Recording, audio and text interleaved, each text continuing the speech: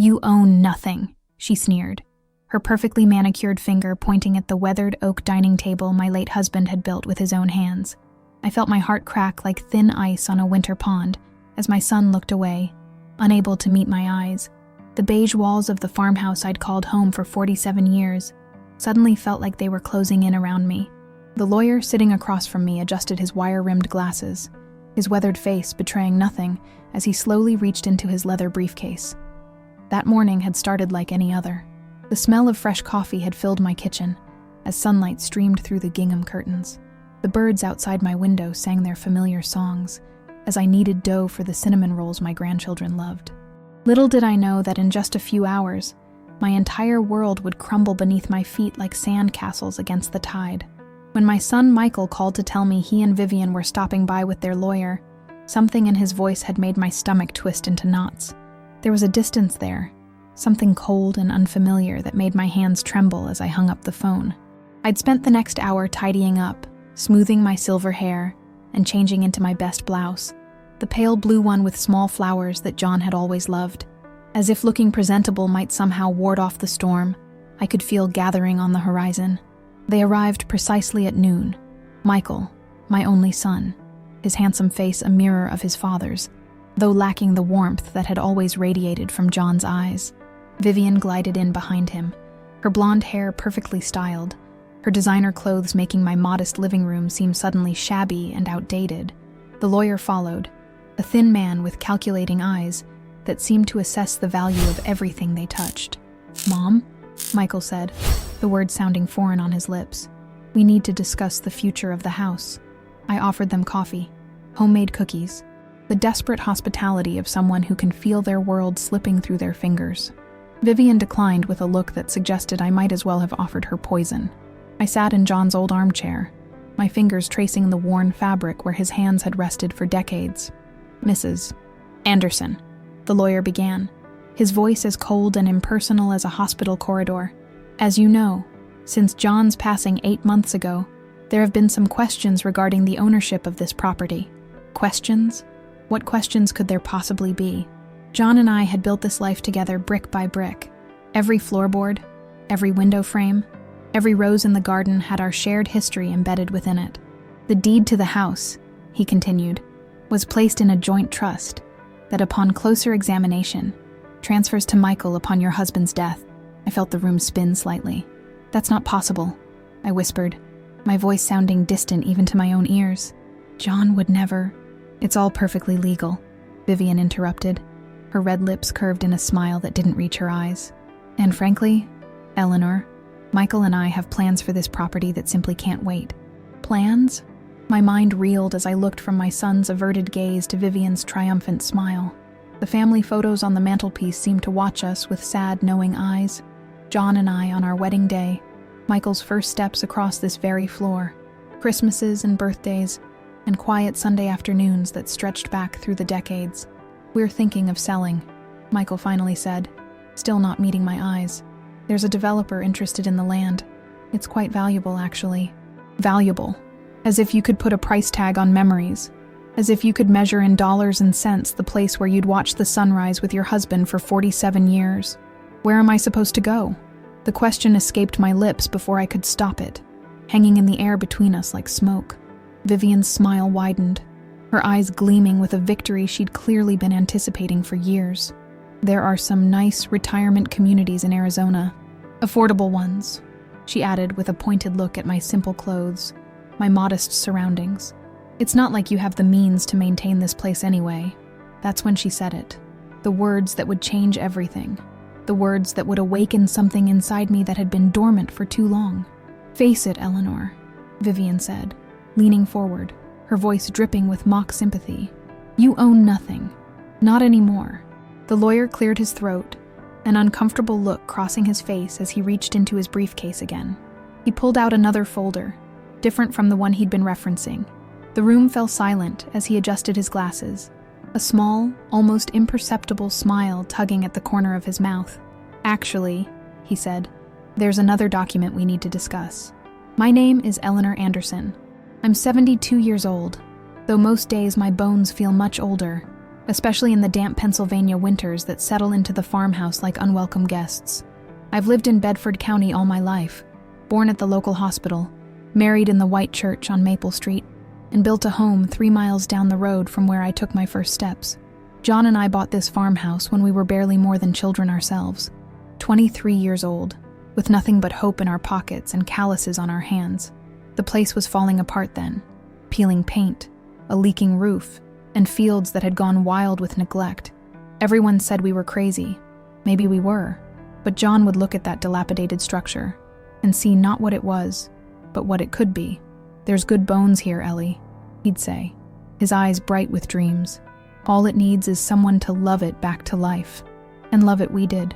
Every paycheck from John's construction job, every dollar I saved from teaching at the elementary school, went into making this house a home. We'd work until midnight, painting walls, replacing floorboards, planting gardens. On summer evenings, we'd sit on the porch we'd built with our own hands, drinking lemonade and watching fireflies rise from the fields like stars coming to life. Michael came along 5 years into our marriage, our miracle baby, the doctors called him, after years of disappointment and heartbreak. I can still remember the weight of him in my arms that first night home, how the moonlight through the nursery window turned his newborn skin to silver. John built him a crib from oak trees on our land, carved his name into the headboard with painstaking precision. "This land will be his someday," John would say, as we watched Michael take his first wobbly steps across the kitchen floor. Something solid to build his life on. I returned to teaching once Michael started school, dividing my time between other people's children during the day and my own family in the evenings. Those years blur together now in my memory. A montage of school plays and Sunday dinners, homework at the kitchen table, and bedtime stories by lamplight. John's construction company grew, building half the new developments in the county. We weren't rich by any means, but we were comfortable, secure. We paid off the mortgage the year Michael graduated high school, held a little ceremony where we burned the papers in the fireplace and drank champagne from the same glasses we'd used at our wedding. Michael was always bright, sharp as a tack, his teachers would say. When he got accepted to Wharton on a partial scholarship, I don't think I've ever seen John so proud. We took out a second mortgage to cover what the scholarship didn't, but we never told Michael that. An investment in his future, John called it. We wanted him to focus on his studies, not worry about money. That's where he met Vivian, junior year, at some campus event for business students. The first time he brought her home, I noticed how her eyes scanned our modest farmhouse, cataloging and dismissing.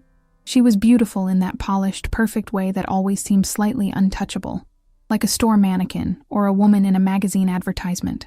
Her family came from money, old money, Philadelphia money, the kind of wealth that doesn't need to announce itself because it's simply understood.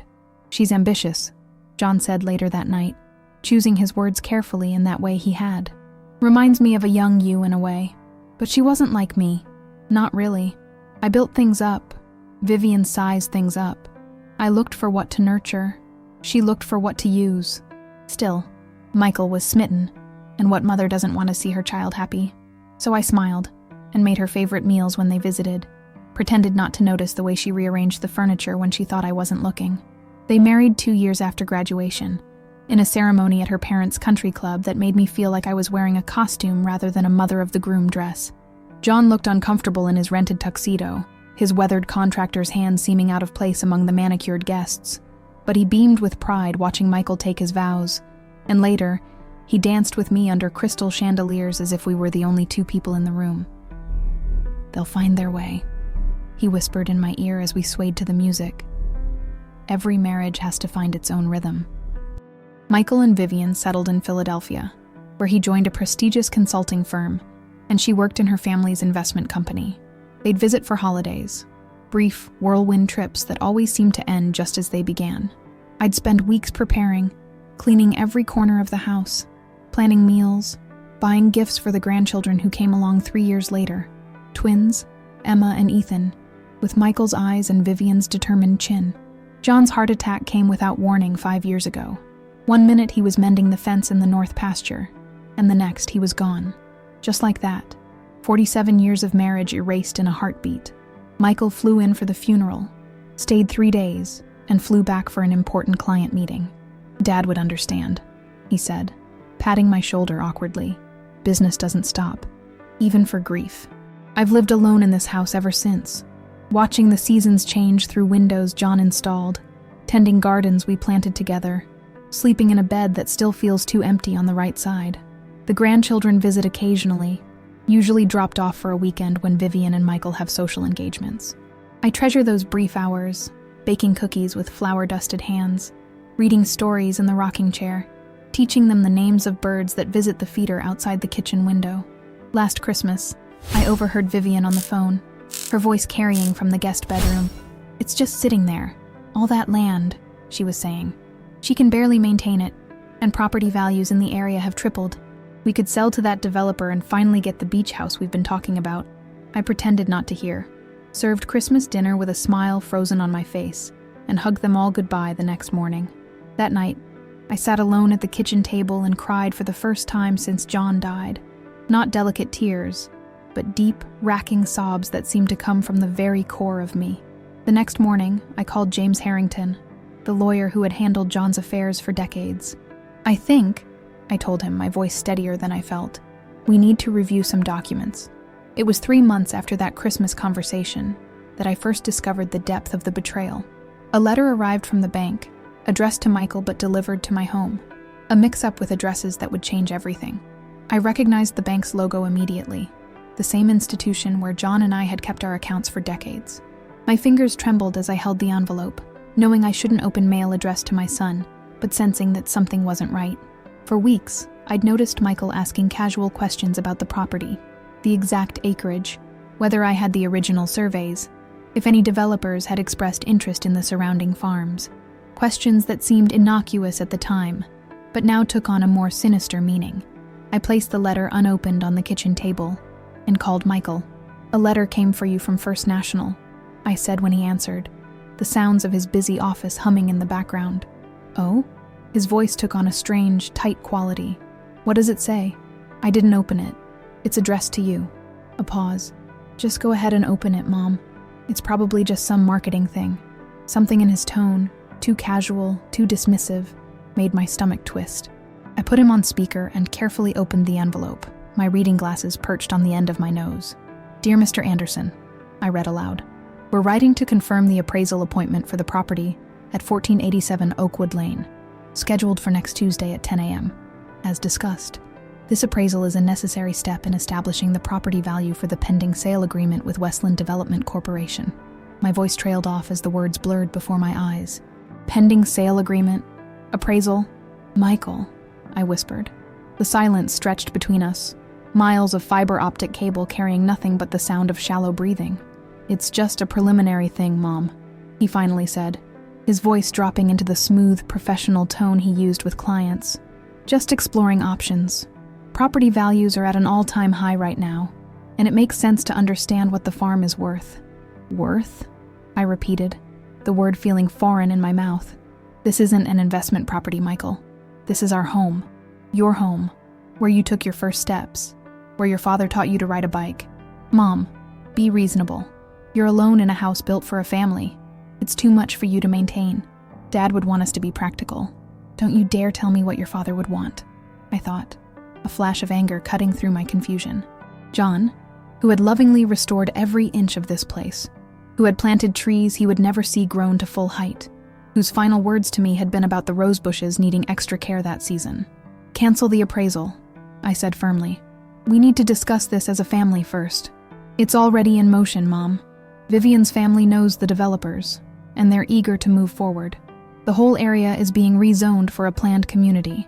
We could get twice the market value." "And what about me?" My voice cracked slightly. "Where would I go?" "We've been researching some really nice retirement communities," he said, his tone brightening artificially. "Modern facilities, social activities, medical staff on site. It would be so much better for you than rattling around that old house by yourself." Rattling around. As if my life here was some kind of temporary accommodation rather than the foundation of everything I'd built over 7 decades. "I need to go, Mom," Michael said after another uncomfortable silence. "Big client meeting. Let's talk about this on Sunday when we come for dinner, okay? Don't worry so much. We're just looking out for your best interests." The line went dead before I could respond.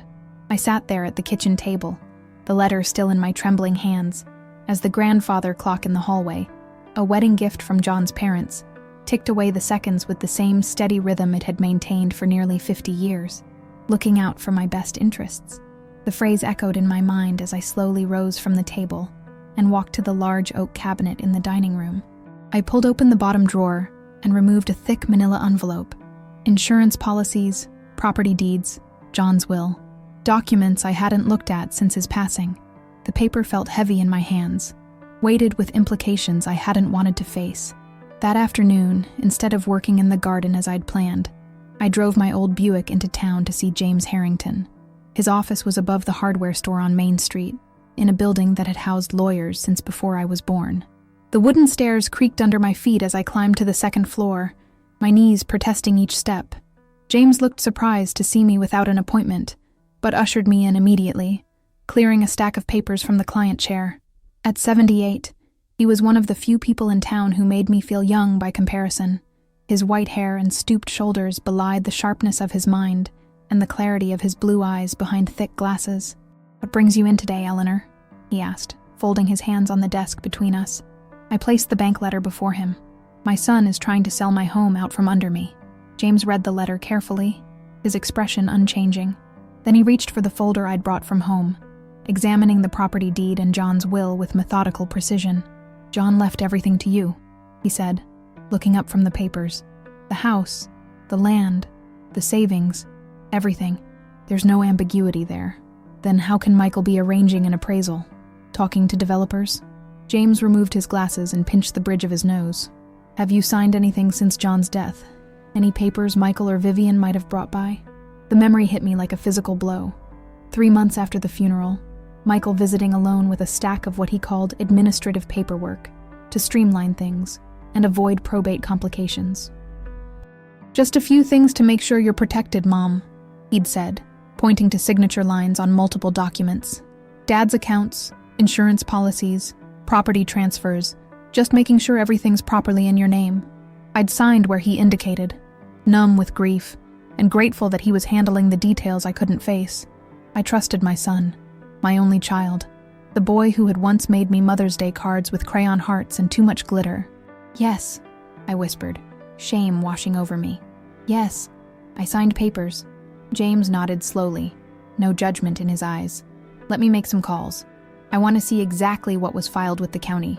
Don't worry, Eleanor. We'll figure this out." I left his office feeling both relieved and devastated. As I drove home, the familiar landscape of Bedford County rolled by outside my window. The Miller farm with its red barn, the covered bridge over Blackwater Creek, the elementary school where I'd taught for 30 years. Every landmark a reminder of roots that went deep into this soil, connections that couldn't be severed by signatures on papers I hadn't read carefully enough. Sunday dinner came, and with it, Michael and Vivian. They brought a bottle of expensive wine and forced cheer. No mention of appraisals or developers or retirement communities, just shallow conversation about the twins' private school, Vivian's charity committee, Michael's recent business trip to Tokyo. I served pot roast and mashed potatoes, Michael's favorite since childhood, and watched him eat without really tasting, his eyes occasionally darting to mine and then away, like a child who knows he's done something wrong but hopes it won't be discovered. After dinner, as I cut slices of apple pie, made with fruit from trees John had planted 20 years ago, the phone rang. It was James Harrington. "Eleanor," he said, his voice grave, "I think you should come to my office tomorrow morning. Bring Michael if he's still there. There are some documents we need to discuss." I hung up and turned to find Michael watching me, his face pale in the warm light of the dining room. "Who was that?" he asked, his voice carefully neutral. "That was James Harrington," I replied, setting the pie on the table with steady hands. "He'd like us to come to his office tomorrow morning. There are some documents he wants to discuss." The fork in Vivian's hand clattered against her dessert plate. "Legal matters should go through our attorneys in Philadelphia," she said sharply. "That small-town lawyer is hardly qualified to handle complex property transactions." I looked at my daughter-in-law, really looked at her, and saw for the first time not just her polished exterior, but the cold calculation beneath. How long had she been eyeing my home as an asset to be liquidated? How many conversations had she and Michael had about the profit potential of the land where I'd buried my husband's ashes beneath his favorite oak tree? James has been handling our family's legal matters since before Michael was born, I said quietly. I trust him completely. Michael pushed his plate away, the pie untouched. Mom, this is unnecessary. We can explain everything. We're just trying to help secure your future. My future, I repeated. And where exactly do you see that future taking place, Michael? Not in my home, apparently. The conversation ended shortly after, with promises to return in the morning. That night I couldn't sleep. I wandered the rooms of my house like a ghost, touching door frames and window sills, running my fingers along the banister John had sanded to satin smoothness. In our bedroom, my bedroom now, I opened John's closet and pressed my face to his shirts that still hung there, searching for any lingering trace of his scent. What should I do, John? I whispered to the empty room. How do I fight our own son? No answer came, of course. Just the familiar creaks and sighs of an old farmhouse settling in for the night, and the distant hoot of an owl from the woods beyond the garden. The first time I saw John Anderson, I was 16 years old, standing on the sidelines at a high school football game, not watching the players, but watching the clouds gather on the horizon, promising an autumn storm. He appeared beside me suddenly, this tall boy with earnest eyes and a crooked smile. "You're Eleanor Whitaker," he said. Not a question, but a statement of fact. "You sit 2 rows ahead of me in Mr. Peterson's English class." I nodded, surprised he knew my name. I was quiet in school, more comfortable with books than people. The kind of girl others forgot was in the room. "I'm John Anderson," he continued, extending a hand as formally as if we were being introduced at a business meeting, rather than a football game where the Bedford Bisons were losing spectacularly.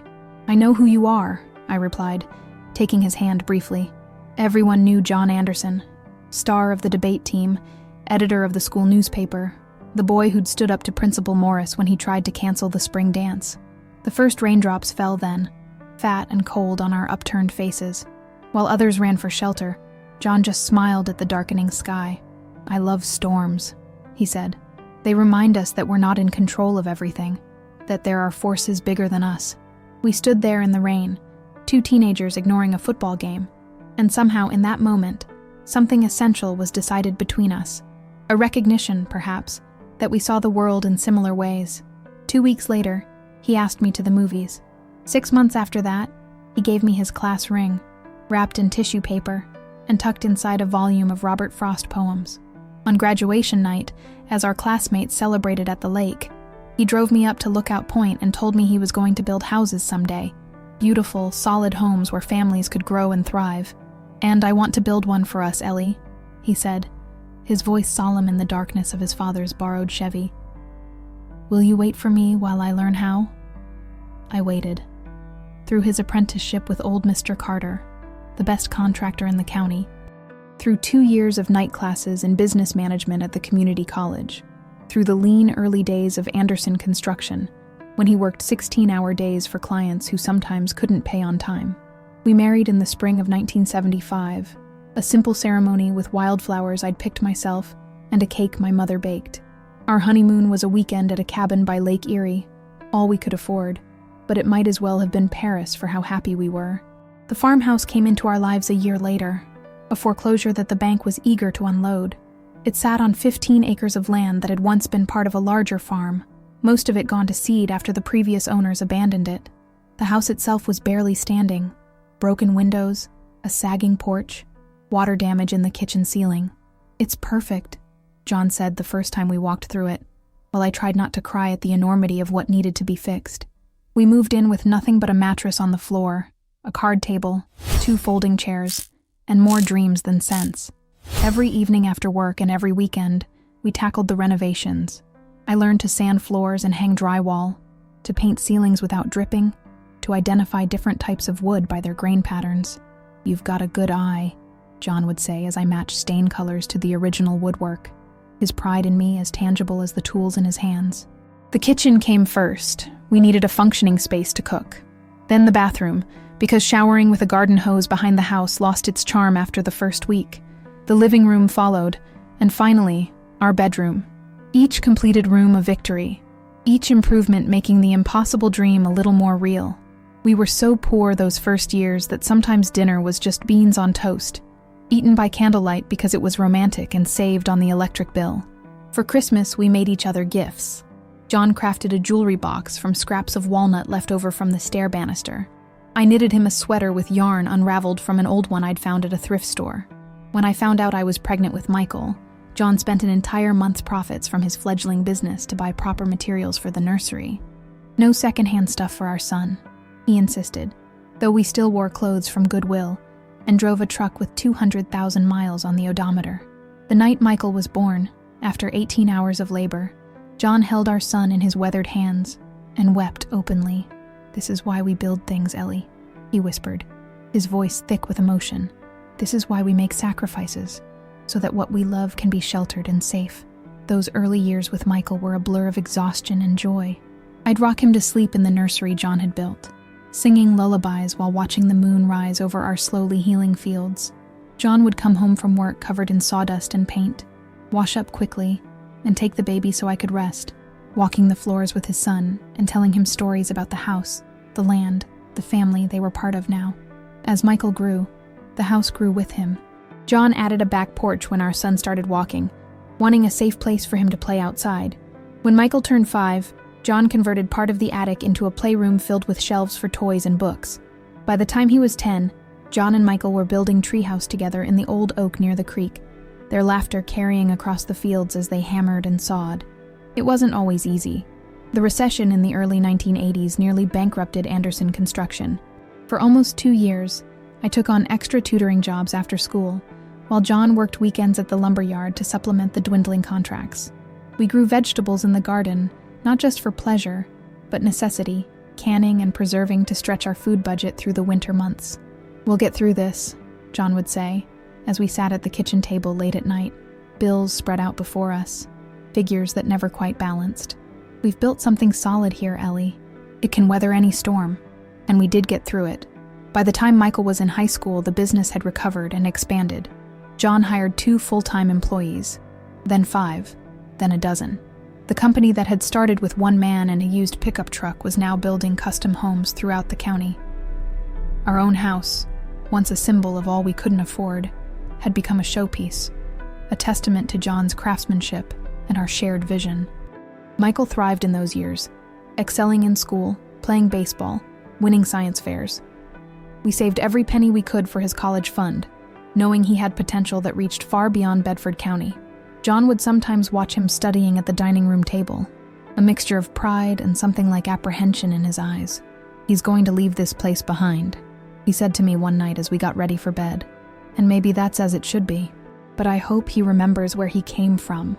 When the acceptance letter from Wharton came, we celebrated with champagne and the good crystal glasses we saved for special occasions. That night, after Michael went to bed, John and I sat on the porch swing, his arm around my shoulders, the spring air soft around us. "We did it, Ellie," he said softly. "We gave him wings."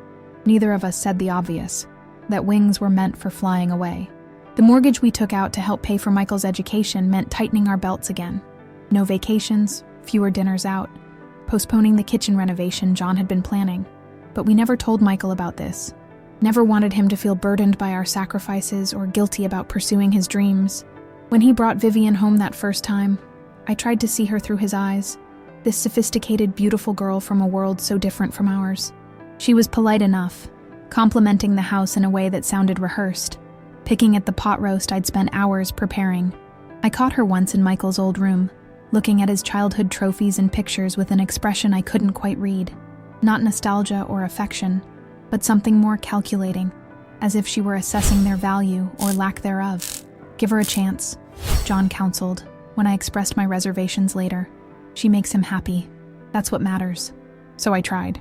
Through the engagement, the wedding planning, the increasingly infrequent visits home, I sent care packages to their Philadelphia apartment, homemade cookies, knitted scarves, photo albums of Michael's childhood that came back untouched when they moved to a larger condo.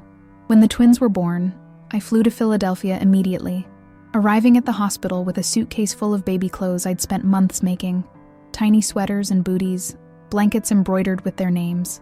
Vivian's mother was already there, directing a team of nurses and arranging for a night nanny to be hired.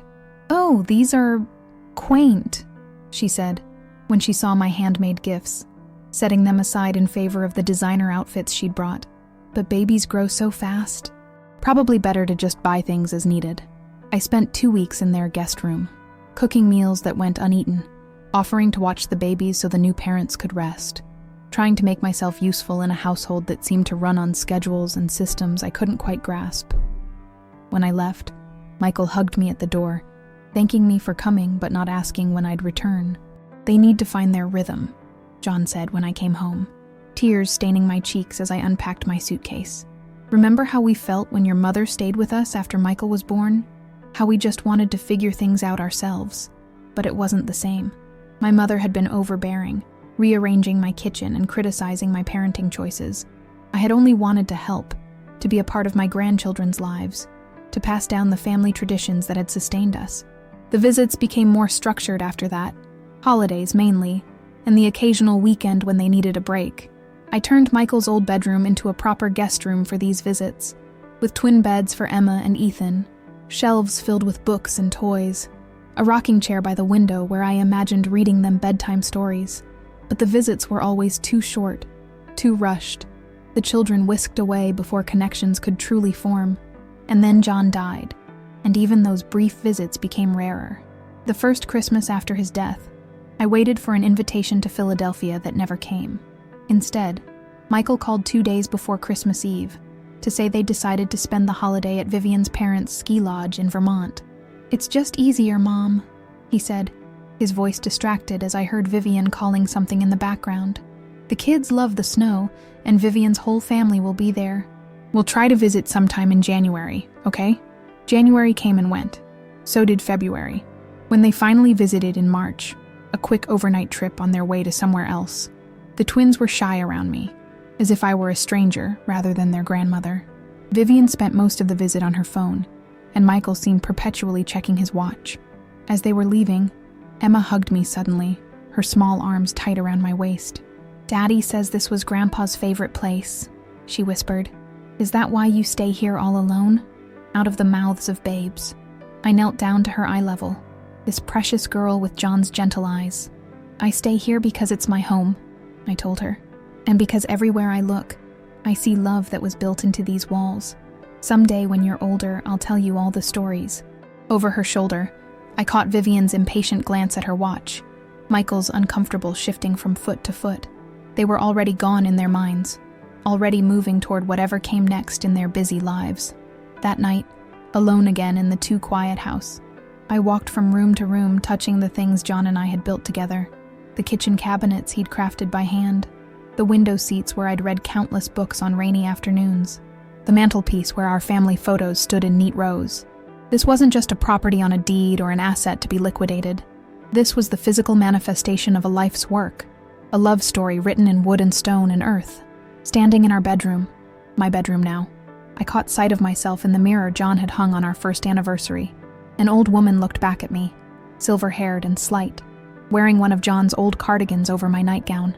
But behind the wrinkles and the grief, I saw something else in my eyes, a determination that reminded me of the girl who had once helped carry lumber and mix concrete, who had planted gardens and painted walls, who had built a life from nothing but love and stubborn persistence.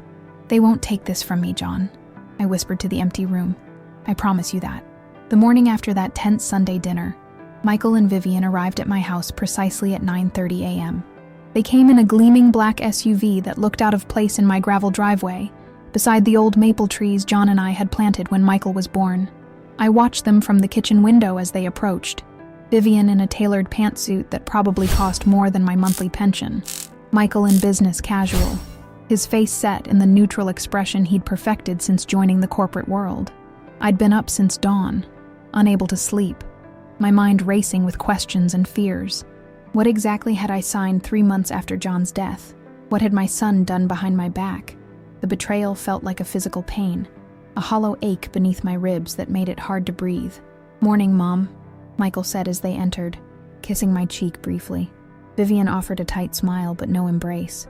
Her eyes darted around the kitchen, noting the chipped mug in my hands, the worn linoleum that we'd always meant to replace, the calendar from the local feed store still displaying John's handwriting marking his doctor appointments from the year he died. "James is expecting us at 10, I said, not bothering with pleasantries. "Would you like coffee before we go?" "We grabbed some on the way," Michael replied, checking his phone. "Maybe we should discuss this before meeting with James. Clear the air a bit?" "I think everything will be clearer once we've seen the documents," I answered, reaching for my purse and the cardigan hanging by the door. John's cardigan, the blue one he wore on cool mornings in the garden. The drive into town was silent. Michael had offered to drive, but I insisted on taking my own car, needing the independence, the small act of control. They followed behind in their SUV, and I watched in the rearview mirror as they talked animatedly, Vivian's hands gesturing in sharp movements that suggested argument or frustration. Bedford's Main Street was quiet on a Monday morning. A few shoppers moved between the small businesses that had somehow survived the arrival of big box stores on the outskirts of town, the hardware store that still sold nails by weight, the family-owned pharmacy where the pharmacist knew every customer by name, the bakery where John and I used to get cinnamon rolls every Saturday for 30 years. I parked in front of James Harrington's office and waited for Michael and Vivian to join me on the sidewalk. Together we climbed the narrow stairs to the second floor, my knees protesting each step, my hand gripping the banister John had helped install when James renovated the space in the early 1990s. James was waiting for us, his office door open, his ancient secretary Miss Perkins offering us coffee from a pot that looked as old as she was. The office was a time capsule. Heavy wooden furniture, law books lining the walls, framed certificates yellowing slightly behind glass. But the computer on James's desk was new, as were the documents neatly arranged before him. "Eleanor, Michael, Mrs. Anderson," James greeted us, gesturing to the chairs opposite his desk. "Thank you for coming in." "Let's get right to it, Mr. Harrington," Vivian said, crossing her legs and placing her designer handbag precisely on the floor beside her. "We all have busy schedules." James looked at her over the top of his reading glasses, his expression mild, but his eyes sharp. "Indeed, time is precious, especially at my age." He turned to Michael. "I've been reviewing some documents filed with the County Register of Deeds 3 months after your father's passing. Documents that appear to transfer ownership of the family home and property from Eleanor to you, Michael." Michael shifted in his chair but met James's gaze steadily. "That's correct. Mom signed the property over willingly. We discussed how the maintenance and taxes were becoming too much for her to handle alone." I stared at my son, this stranger in familiar skin. "That is not what we discussed," I said quietly. "You told me I was signing papers to put everything in my name, to protect me." "Mom, you must have misunderstood. We talked about how the property was too much responsibility for you, about how you'd be better off somewhere smaller, with less upkeep. I never agreed to sign over my home." My voice grew stronger with each word. "Never." James cleared his throat, drawing our attention back to him. "The documents in question include a warranty deed transferring ownership from Eleanor Anderson to Michael Anderson, as well as a power of attorney giving Michael control over Eleanor's financial affairs." He looked at me directly. "Did you understand what you were signing at the time, Eleanor?" Before I could answer, Vivian cut in. "This is ridiculous. Eleanor signed the documents in the presence of a notary. Her signature is right there in black and white. Whether she claims to have understood or not is irrelevant. Actually," James said mildly, "understanding is very relevant in the eyes of the law, particularly when there might be concerns about undue influence or misrepresentation." "Undue influence?" Michael's voice rose slightly. "She's my mother. I'm trying to help her. By selling her home without her knowledge or consent?" James asked, still in that calm, measured tone that seemed to infuriate Vivian more with each passing moment. "The property is an asset," Vivian said, leaning forward in her chair. "An asset that's being wasted just sitting there, maintained poorly by an elderly woman who can barely change a light bulb without help. The smart thing, the responsible thing, is to liquidate while the market is hot, and use the proceeds to provide for Eleanor's care in a facility suited to her needs." Her words hung in the air like poison. I felt as if I'd been slapped, the casual cruelty of her assessment leaving me momentarily speechless. Barely change a light bulb? I'd helped build that house from the ground up, had maintained it alone for 5 years since John's death, had gardened and cleaned and painted and fixed what needed fixing, just as I'd always done. "Vivian," Michael said, his tone warning, but she was too far gone to stop now. "Let's be honest," she continued, turning to me with false sympathy dripping from every word. "You're not getting any younger, Eleanor. The stairs are a fall hazard. The property taxes keep rising. Heating that drafty old house must cost a fortune in winter. The responsible thing is to sell while you still can and move somewhere manageable." "The responsible thing," I replied, finding my voice at last, "would have been for my son to be honest with me about his intentions instead of tricking me into signing away my home." "I didn't trick you," Michael protested. "I was trying to spare you the difficult conversations, to make the transition easier." By lying to me, by going behind my back to arrange appraisals and meet with developers, by making me think I was signing something entirely different than what was actually put in front of me, I could feel tears threatening, but I refused to let them fall. Not now. Not in front of them. James pulled another document from the stack before him. "There's something else you should know, Eleanor. The power of attorney Michael had you sign has been used to access your accounts at First National Bank, specifically the joint account you shared with John, and the certificate of deposit that matured last year." A cold feeling washed over me. "What are you saying, James?" "I'm saying that approximately $127,000 has been withdrawn from your accounts over the past 4 months. Money that, according to the bank records, was transferred to an account at Philadelphia Trust in Michael's name." The room seemed to tilt slightly. That money was all I had left. John's life insurance payout and our modest savings. The financial cushion that was supposed to see me through my remaining years. "Michael?" I whispered, searching his face for any trace of the boy I'd raised, the son who'd once made me construction paper hearts with "World's Best Mom" written in crayon. Michael couldn't meet my eyes. "It was a temporary measure," he said to the floor. "The money was going to be reinvested on your behalf, for better returns." "In what?" James asked. "According to bank records, the money was then transferred again to a corporate account for Anderson Beach Properties LLC, a company registered in Michael and Vivian's names 3 months ago." Vivian's face had gone hard, her lips pressed into a thin line. "This is private financial business that doesn't concern you, Mr. Harrington. It concerns my client," James replied evenly. "And it may concern the district attorney, depending on how we proceed from here." "Are you threatening us?" Vivian's voice rose sharply. "Because our attorneys in Philadelphia will—" "Your attorneys in Philadelphia," James interrupted, "will likely advise you to return the money immediately and revoke the fraudulently obtained power of attorney before this escalates into a criminal matter." Michael finally looked up, his face pale. "Criminal? Mom, you don't think I would—" "I don't know what to think anymore," I said, my voice steady despite the storm raging inside me. "You lied to me about the property transfer. You took my money without my knowledge. You and Vivian have been planning to sell my home and put me in a facility. What am I supposed to think, Michael?" "We were trying to help you," he insisted. "The property is worth millions now with the new development plans. You could live comfortably for the rest of your life." "I already live comfortably," I replied. "In my home, on my land, with my memories and my dignity intact. Dignity won't keep you safe when you fall down those stairs." Vivian snapped. "Memories won't pay for home health care when you can no longer take care of yourself. That's enough." James's voice was sharp now, all pretense of mildness gone. "Eleanor, given what we've discovered, I recommend we take immediate steps to revoke the power of attorney and file to invalidate the property transfer on grounds of misrepresentation. We should also contact the bank to freeze any further withdrawals from your accounts." "This is absurd," Vivian said, standing abruptly. "Michael, we're leaving. Our lawyers will be in touch." But Michael didn't move. He sat there looking lost, caught between his wife's anger and his mother's pain.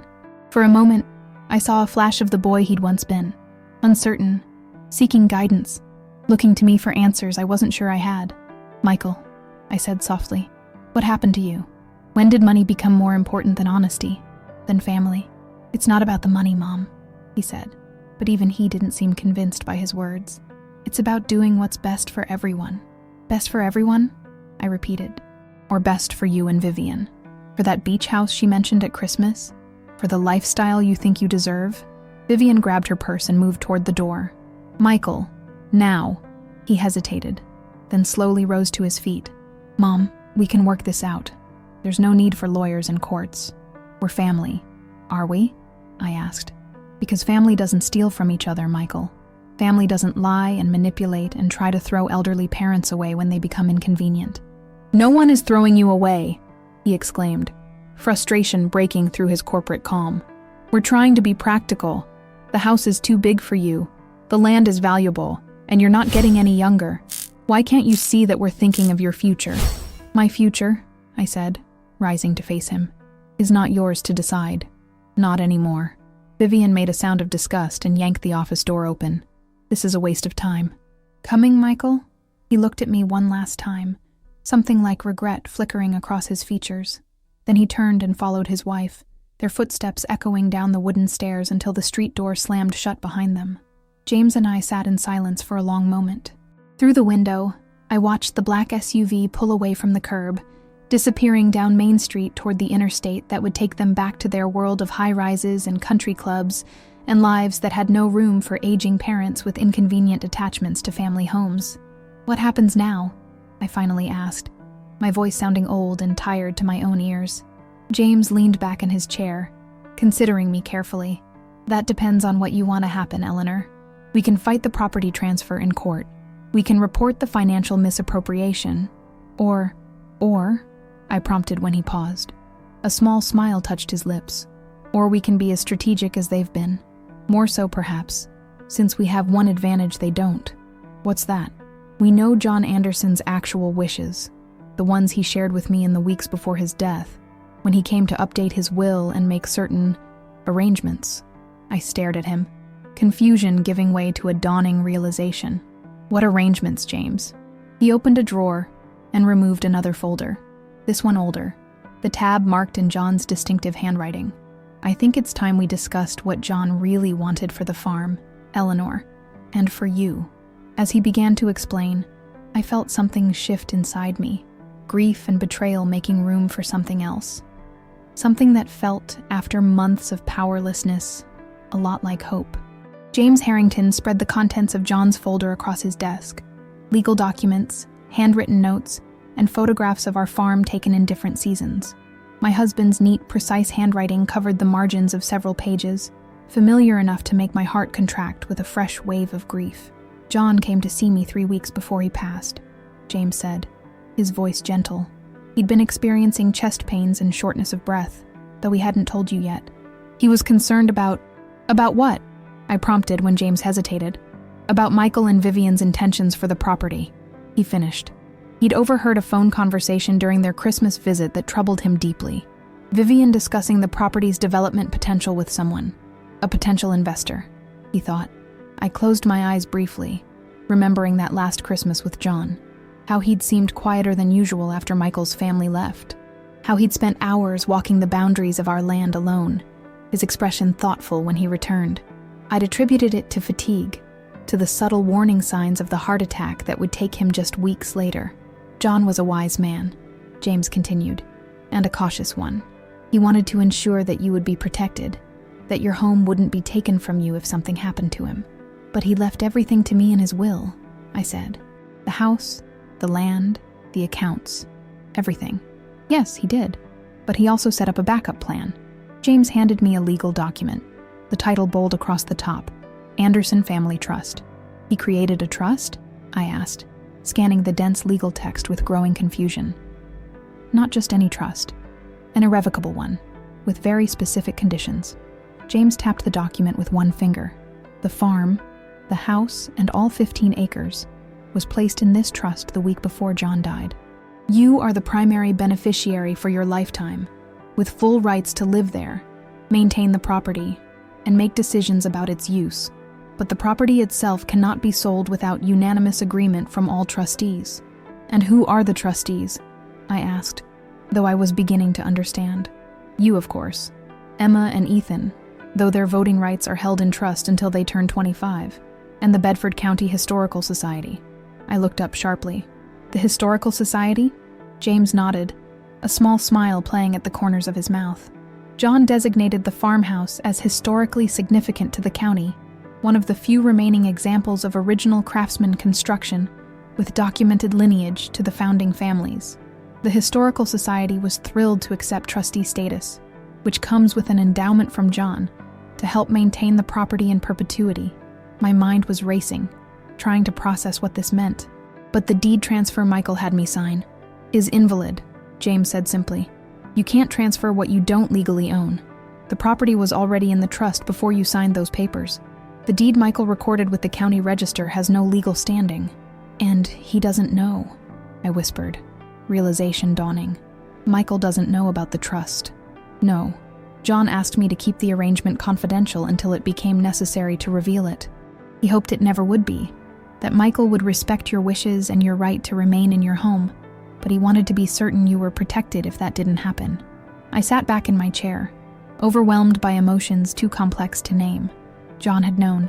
He'd seen the danger coming and moved silently to shield me from it, even as his own heart was failing, his final act of love and protection, set in motion without fanfare or recognition. What about the money? I asked, thinking of the life savings Michael had transferred away. The accounts? That's more complicated, James admitted. The power of attorney Michael had you sign is legally binding, though we can contest it on grounds of misrepresentation.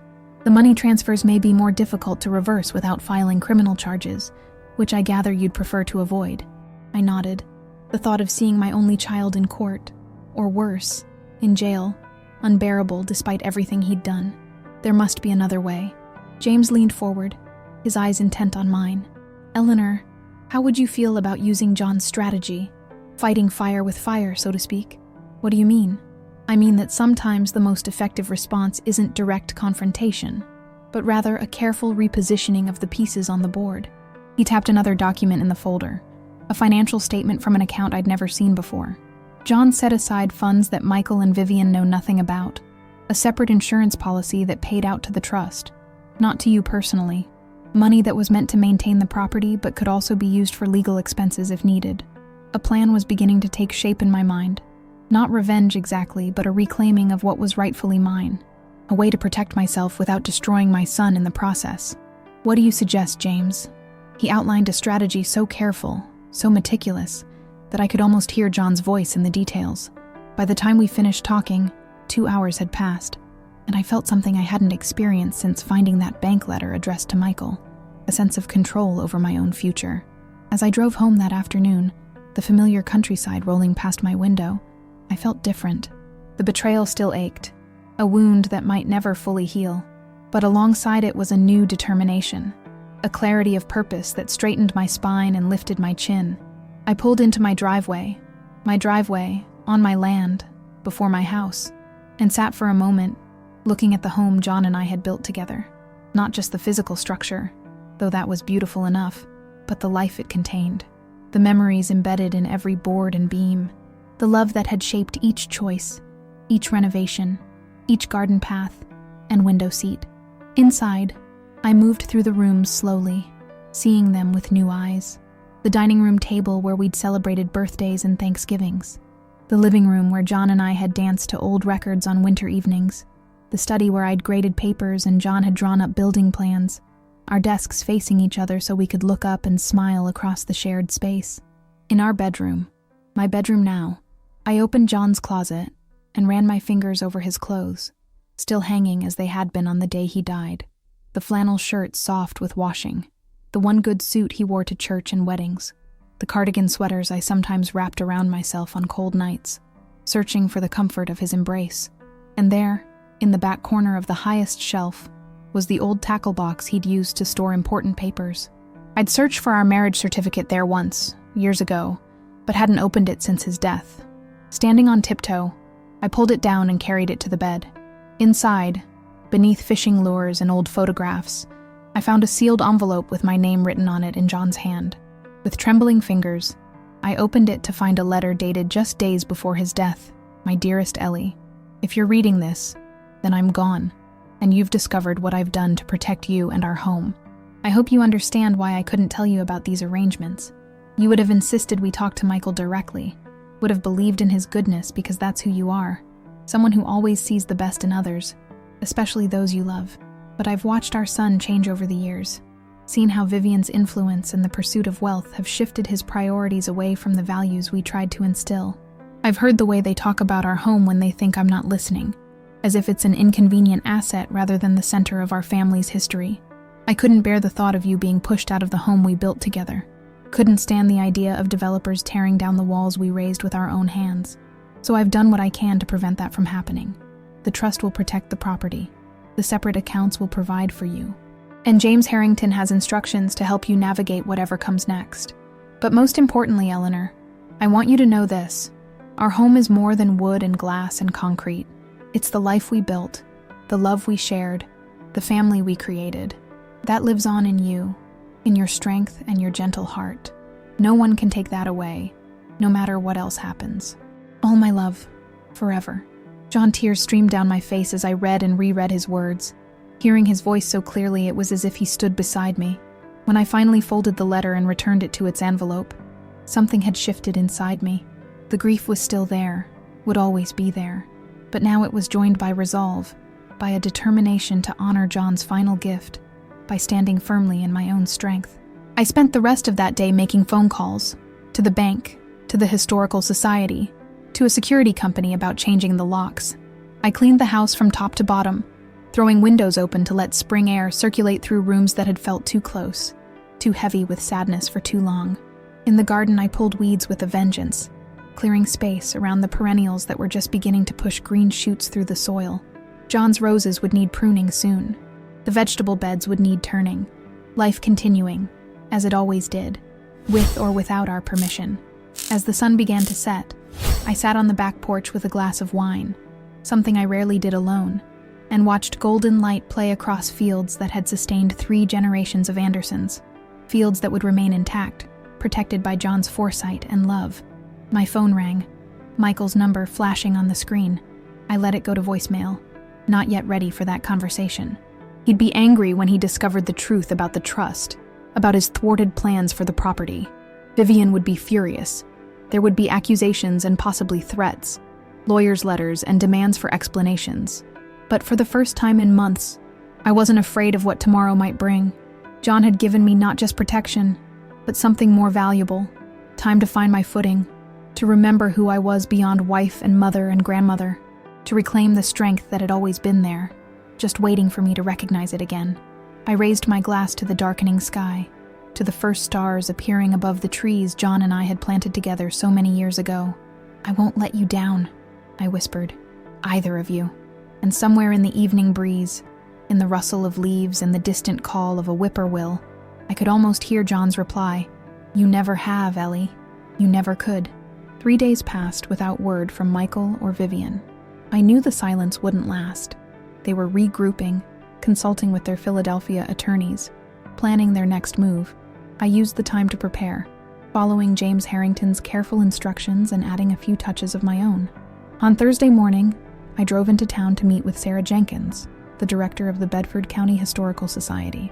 A small, energetic woman with silver-streaked hair and intelligent eyes, she greeted me with genuine warmth in the Society's headquarters, a renovated Victorian on Elm Street, filled with artifacts and photographs documenting the county's 200-year history. "Eleanor, it's so good to see you," she said, leading me to her cluttered office at the back of the building. "James called to let me know you'd be coming. I've pulled the files on the Anderson Property Trust." I settled into a chair across from her desk, taking in the organized chaos of her workspace, maps and documents in neat piles, preservation grants pinned to a bulletin board, a computer screen displaying what looked like architectural drawings of my farmhouse. "John approached us about 6 months before he passed away," Sarah explained, opening a thick folder. "He was passionate about preserving not just the house, but the history it represented. Did you know your farmhouse is one of only 3 remaining examples of Craftsman-era agricultural architecture in the county? The hand-carved details on the staircase alone are museum quality." I smiled, remembering John's pride in that staircase, how he'd spent evenings and weekends for nearly a year restoring the intricate woodwork, carefully removing layers of paint to reveal the original craftsmanship beneath. John always said our home had good bones. "More than good, exceptional," Sarah replied. "The trust designation isn't just a legal maneuver, Eleanor. Your home genuinely deserves protection as a historical landmark." She showed me the documentation John had compiled, photographs of original features, historical records tracing the property back to its construction in 1910, architectural assessments confirming its significance. He'd been thorough, methodical, building an irrefutable case for preservation. "The Historical Society is honored to serve as trustee," Sarah continued, "and the endowment John established ensures we can help with maintenance and preservation costs going forward. Your home will always remain your home, but it's also a piece of Bedford County history that will be protected for generations to come. We spent the next hour going through the details of the trust, what it meant for the property, what restrictions it placed on development, how the Historical Society's involvement would work in practical terms. By the time I left, carrying copies of all relevant documents, I felt more secure in my position than I had in months. My next stop was First National Bank, where I'd arranged to meet with Walter Simmons, the manager who had handled our accounts since before Michael was born. Walter had known John and me for decades, had approved our first mortgage, had set up college funds for Michael, had helped us navigate financial decisions through good times and lean ones. "This is quite a situation, Eleanor," he said, after I'd explained what had happened with the power of attorney and the transferred funds. His normally jovial face was serious, concerned. "I wish I'd been notified when these large withdrawals started happening. I would have called you directly to confirm. It was all done through the online system," I explained, "and the power of attorney gave Michael full legal access." Walter nodded grimly. "Unfortunately, that's correct. However, given the circumstances, we do have options." He outlined the steps we could take: freezing what remained of my accounts, documenting the suspicious transfers, filing formal complaints that would trigger the bank's fraud investigation procedures. "And what about the money that's already gone?" I asked, thinking of the $127,000 transferred to Philadelphia Trust and then to the Beach Property LLC. "That's more complicated," Walter admitted. "Without filing criminal charges, recovering those funds could be difficult, but not impossible, especially if we can demonstrate that the power of attorney was obtained through misrepresentation." By the time I left the bank, a plan was in motion, not just to protect what remained of my finances, but potentially to recover what had been taken. Walter had promised to expedite the process, to handle things personally, rather than passing me off to some faceless corporate department. My final stop in town was the county clerk's office, where I filed the paperwork James had prepared, formal notice of the irrevocable trust's existence and its precedence over any subsequent property transfers. The clerk, a young woman who couldn't have been more than 25, looked confused by the complicated legal documents, but stamped them dutifully and assured me they would be entered into the official record by the end of the day.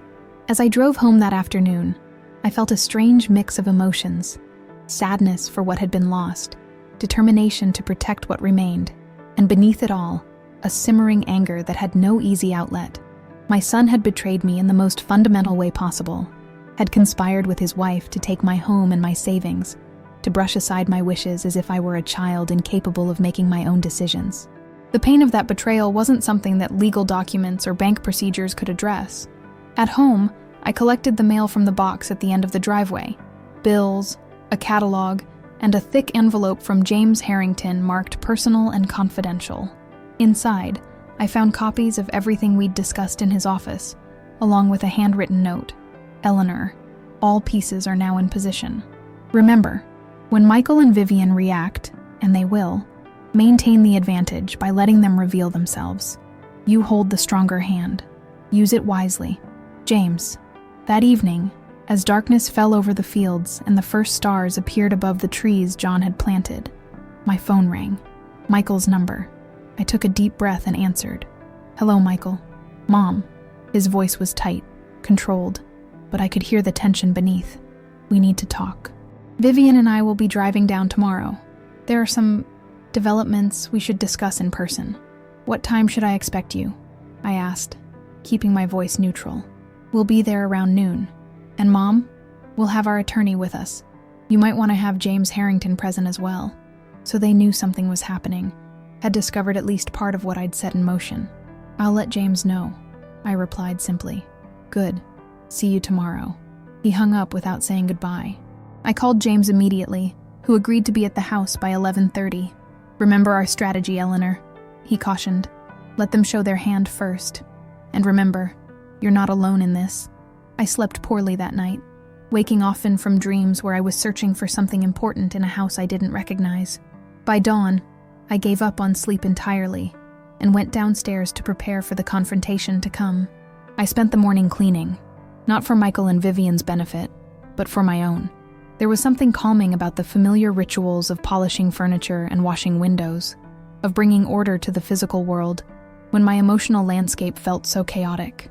At 11:15, I changed into a simple navy dress that John had always liked, applied a touch of lipstick, and fixed my hair more carefully than usual. Not vanity, but armor.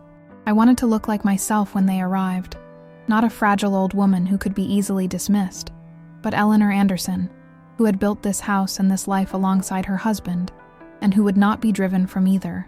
James arrived precisely at 11:30, carrying his worn leather briefcase and a calm confidence that steadied my nerves. "You look ready for battle," he observed with a small smile. "Is that what this is?" I asked. "A battle? Let's call it a reckoning," he replied, setting his briefcase on the dining room table and removing several folders. A necessary corrective to an imbalance of power and truth.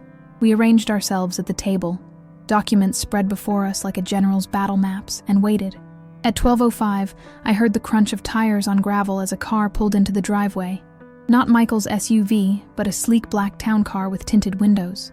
From it emerged Michael, Vivian, and a third person, a sharp-faced woman in an expensive suit carrying a leather portfolio, their Philadelphia attorney presumably.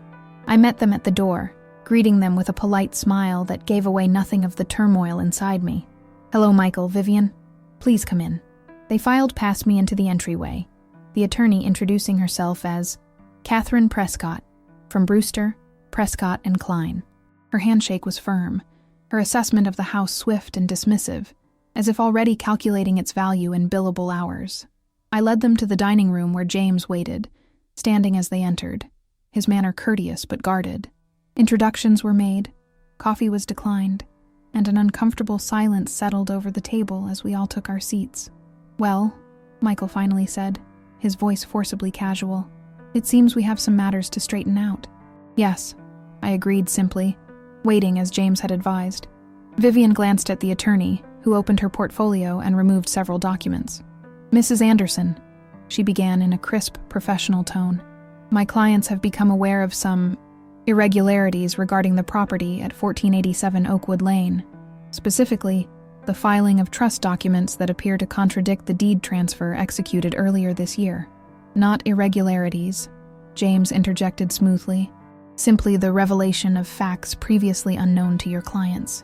Facts that conveniently emerged only after discussions about selling the property," Vivian said, unable to contain herself. How strange that this trust was never mentioned until it became financially advantageous to do so. I looked at my daughter-in-law, really looked at her, and saw not just the polished exterior and sharp ambition, but something sadder beneath. A hunger that could never be satisfied, a belief that worth could be measured in square footage and bank balances. "The trust wasn't hidden, Vivian," I said quietly. "It simply wasn't relevant until you and Michael decided to sell my home without my consent." Michael shifted uncomfortably in his chair. "Mom, that's not fair. We were trying to help you plan for the future. A future that, realistically, won't include maintaining this property indefinitely." "Your concern is touching," I replied, unable to keep a hint of bitterness from my voice, "especially when paired with emptying my bank accounts to fund your Beach House LLC. The attorney's eyebrows rose slightly at this, her gaze shifting to Michael with a question in it. He had the grace to look embarrassed, at least. "That was a temporary measure," he insisted. "The money was going to be reinvested for your benefit. In property held solely in your names," James pointed out mildly. "Quite a creative form of investment." The attorney cleared her throat, clearly trying to steer the conversation back to more favorable ground. "The validity of this trust is questionable at best. The timing, James interrupted, is documented in the county records. The Anderson Family Trust was established 3 weeks before John Anderson's death, well before the supposed property transfer your clients engineered through misrepresentation." "Misrepresentation is a serious allegation," the attorney said stiffly. "So is elder financial abuse," James replied, his voice still pleasant but with steel beneath. "Which is what the authorities might call transferring $127,000 from an elderly woman's accounts using a power of attorney obtained under false pretenses." Michael paled visibly. "No one is talking about going to the authorities. This is a family matter." "Is it?" I asked, finding my voice stronger than I expected. "Because it doesn't feel like family when you lie to me, take my money, and try to sell my home out from under me. The trust documents appear to be in order. the attorney admitted reluctantly, after examining the papers James had pushed across the table. If authenticated, they would indeed take precedence over the subsequent deed transfer. They've been authenticated by the county clerk, the bank, and the Historical Society, James informed her. The property cannot be sold without unanimous trustee approval, which, I can assure you, will not be forthcoming from either Eleanor or the Bedford County Historical Society. Vivian's face had gone rigid with anger. This is ridiculous. That old man didn't know what he was doing when he died. He probably wasn't even of sound mind. Vivian. Michael looked shocked at her outburst. John Anderson's mental competence at the time the trust was established is well documented, James said coldly, including evaluations from 2 separate physicians and a geriatric psychiatrist, all included in the trust documentation, as I'm sure your attorney will confirm. Catherine Prescott was scanning the papers rapidly, her expression growing more concerned with each page. These appear to be comprehensive and legally binding, she admitted, though of course we'll need to have our firm's trust specialists review everything. By all means, James replied graciously. In the meantime, perhaps we should also discuss the matter of the misappropriated funds. Michael leaned forward, his expression desperate now. Mom, please, let's not turn this into something ugly. We can work this out. I'm not the one who made this ugly, Michael, I said quietly. You did that when you betrayed my trust. I was trying to protect you, he exclaimed. To make sure you were taken care of. By taking my money? By trying to force me from my home? I shook my head, grief threatening to overwhelm me again. That's not protection. That's control. That's treating me like a child or an invalid rather than your mother. The reality, James interjected, is that Eleanor's financial and property rights have been secured through the trust John established. The only question remaining is how we resolve the matter of the funds transferred under the fraudulently obtained power of attorney. The attorney whispered something to Michael, who nodded reluctantly. We can arrange for the funds to be returned, he said stiffly, though it may take some time to liquidate the investments. All funds must be returned within 30 days, James stated, with documented proof of the transactions. The power of attorney will be revoked immediately, and all financial institutions notified of the revocation. And if we refuse? Vivian challenged, earning a warning glance from their attorney. James smiled thinly. Then we proceed with formal complaints to the banking authorities, the State Attorney General's Elder Abuse Division, and possibly local law enforcement. I'm sure that would be inconvenient for Michael's professional reputation. The threat hung in the air, unspoken but clear. Michael's career in financial consulting would not survive the scandal of being investigated for elder financial abuse. His carefully cultivated image would collapse under the weight of such allegations, whether or not they ultimately resulted in criminal charges. Michael and Vivian exchanged glances, a silent communication passing between them. Finally, he nodded. We'll return the money, all of it, and revoke the power of attorney. The wise decision, James murmured, sliding a document across the table. This agreement outlines the terms we've discussed. Once signed, it will serve as binding documentation of our arrangement. The attorney reviewed the document carefully, making several notations before reluctantly advising her clients that it was as good an outcome as we can reasonably expect under the circumstances. With visible reluctance, Michael signed his name on the indicated line. Vivian refused, turning away with arms crossed until the attorney quietly reminded her that as a co-owner of the LLC, her signature was legally necessary. As the papers were finalized and copies distributed, an uncomfortable silence settled over the dining room. Through the windows, I could see the garden John had planted, the old oak tree where Michael had once had a treehouse, the field stretching toward the horizon. This land, this home, secured now by John's foresight and love, by his final act of protection, reaching from beyond the grave. Is there anything else to discuss? Michael finally asked, his voice hollow. I looked at my son, this stranger wearing the face of my child, and felt a profound sadness wash over me. Just one thing, I said quietly. Why, Michael? What happened to the boy we raised to value family over money, to respect honesty and hard work? When did you become someone who could do this to your own mother? He couldn't meet my eyes, his gaze fixed on the polished surface of the dining table where he had once done homework, where we had shared countless family meals. I don't know, he whispered finally. It just happened. little by little. The pressure to succeed, to provide, to be what everyone expected. And then it was easier to see you as a problem to solve rather than your mother. I finished for him when he trailed off. Rather than a person with her own rights and dignity. Vivian stood abruptly, gathering her purse and jacket. We should go. We have a long drive back. Michael hesitated, something like regret flickering across his features. Mom, Not now, I said, suddenly exhausted by all of it. I need time, Michael. We both do. He nodded, standing slowly as if his body had aged years in the past hour. At the door he paused, looking back at the home of his childhood. I'm sorry, he said softly, for what that's worth. I hope someday it will be worth something, I replied, unable to offer more than that small opening, that tiny crack in the door that might, with time and genuine remorse, allow for some kind of reconciliation. After they left, James helped me gather the documents, his manner gentle as he sensed my emotional exhaustion. You did well, Eleanor. John would be proud. Would he? I wondered aloud. Proud that our son became someone we had to legally protect ourselves against? That our family has fractured this way? Proud of your strength, James clarified. Of your dignity in the face of betrayal. Of your willingness to stand up for yourself while still leaving room for healing. When James had gone, I wandered through the quiet house, touching familiar surfaces, looking at old photographs, seeking comfort in the solid reality of the home John and I had built together. In the kitchen, I made tea in the blue pottery mug he'd given me for our 40th anniversary, carrying it to the back porch where we'd spent so many evenings watching the sun set over our fields. As twilight settled across the land, I felt John's presence beside me, not as a ghost or a visitation, but as the enduring impact of a life well lived, of love that continued to protect and sustain even after death had seemingly ended it. We did our best with him, I whispered to the gathering darkness, and maybe someday, he'll find his way back to the values we taught him.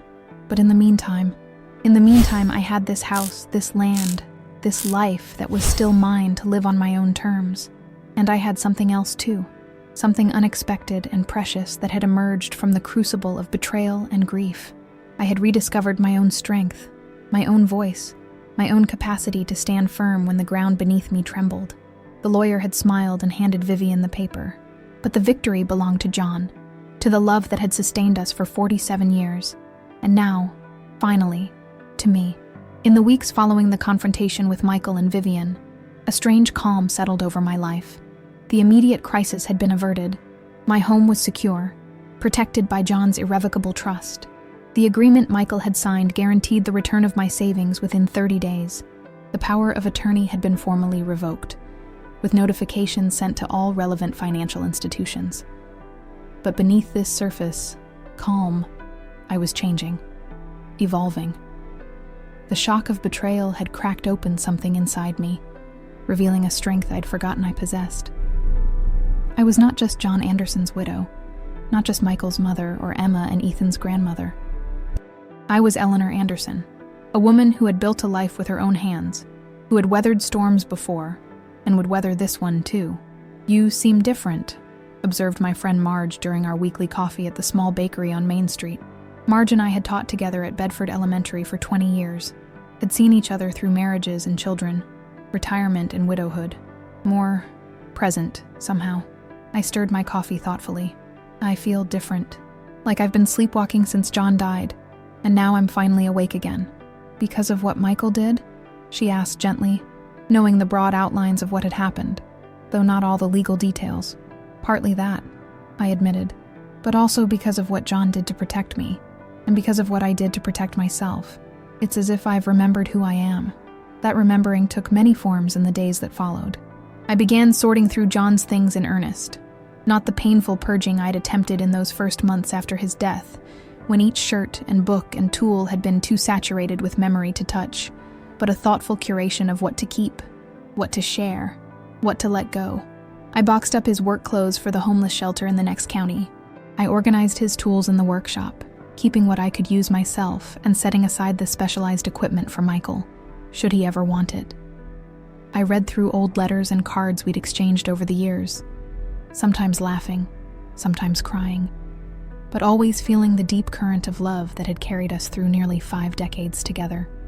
In the garden, I pruned back overgrown shrubs with new purpose, cleared beds that had been neglected, planted vegetables and flowers with an eye toward the future. My own future, in my own home, on my own terms.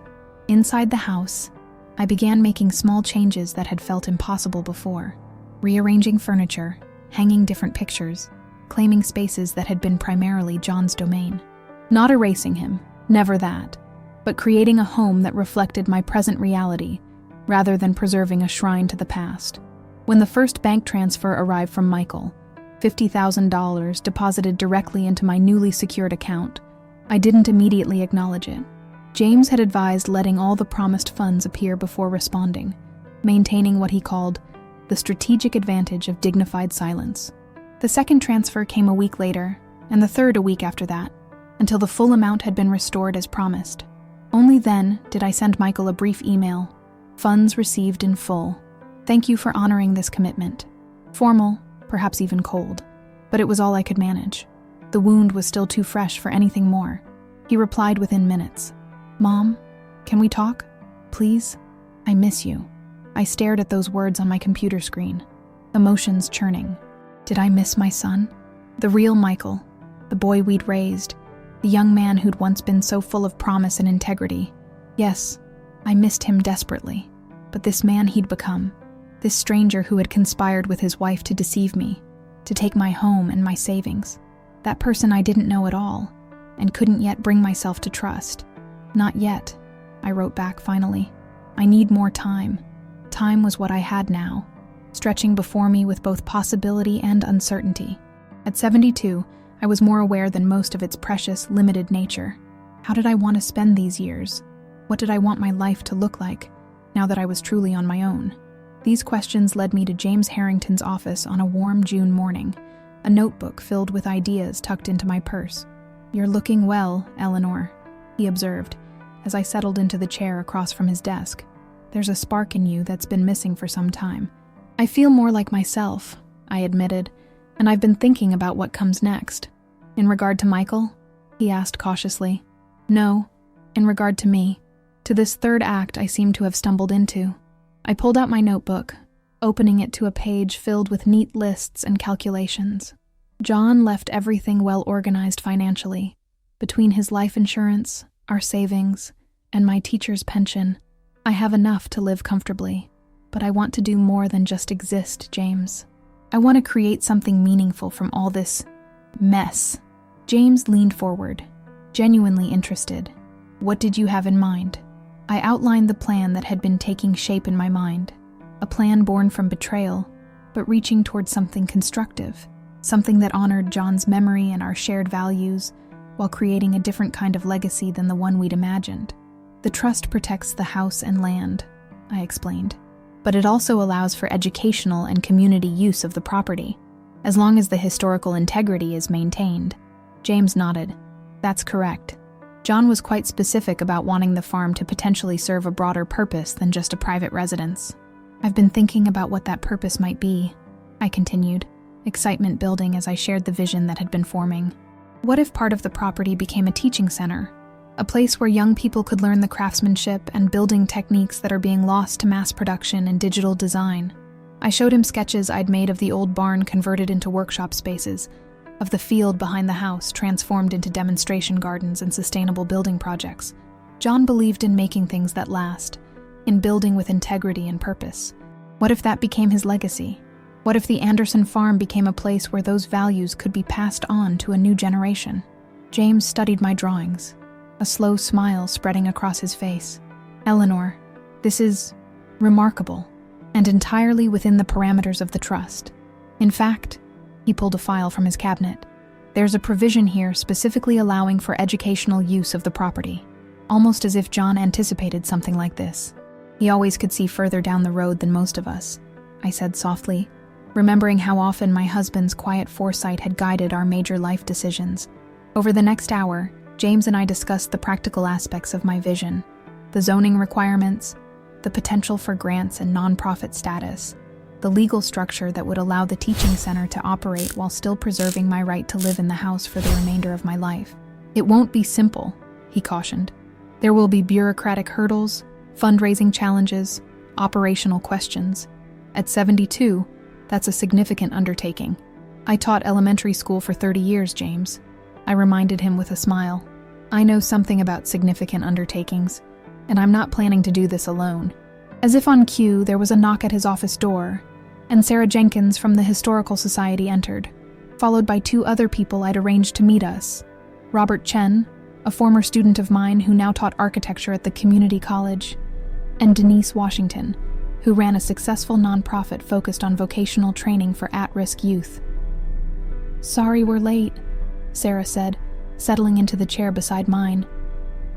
Robert was showing us some preliminary sketches for the barn conversion, and we lost track of time.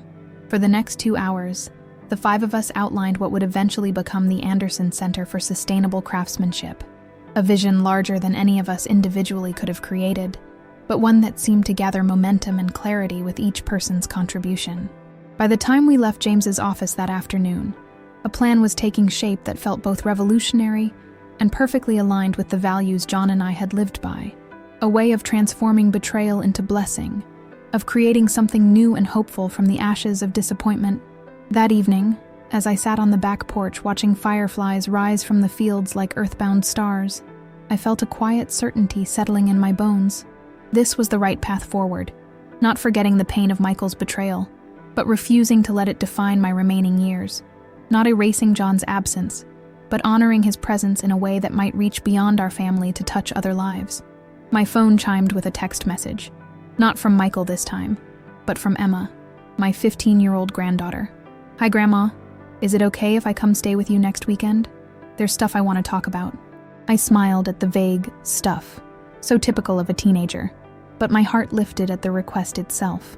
Despite the rift with Michael and Vivian, my connection with my grandchildren remained important to me. "Of course, sweetheart," I texted back. "You're always welcome here. I'll pick you up from the bus station." Her reply came quickly. "Dad said he'll drive me. Is that okay?" I hesitated, fingers hovering over the screen. Was I ready to see Michael? To have him here at the farm after everything that had happened? But denying him the opportunity to drive his daughter would only widen the gulf between us, would make Emma a pawn in an adult conflict she hadn't created. "That's fine," I replied finally. "Looking forward to seeing you." Setting my phone aside, I looked out at the darkening fields, at the house John and I had built, at the future taking shape from the scattered pieces of my broken expectations. Not the future I'd planned, perhaps, but one with its own potential for meaning and grace. A shooting star streaked across the eastern sky, brief, brilliant, gone in an instant, but somehow changing the darkness it had passed through. "Thank you," I whispered, to the star, to John, to whatever force in the universe grants us the courage to begin again after loss.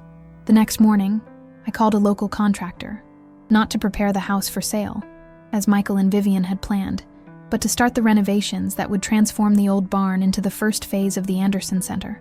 I arranged meetings with the county zoning board, filed paperwork for nonprofit status, and began cataloging John's collection of antique tools for future displays and demonstrations. Each step was practical, purposeful, pointed toward a future I was actively creating rather than passively accepting. Each decision, a declaration. I am still here. I still matter. My life is still my own.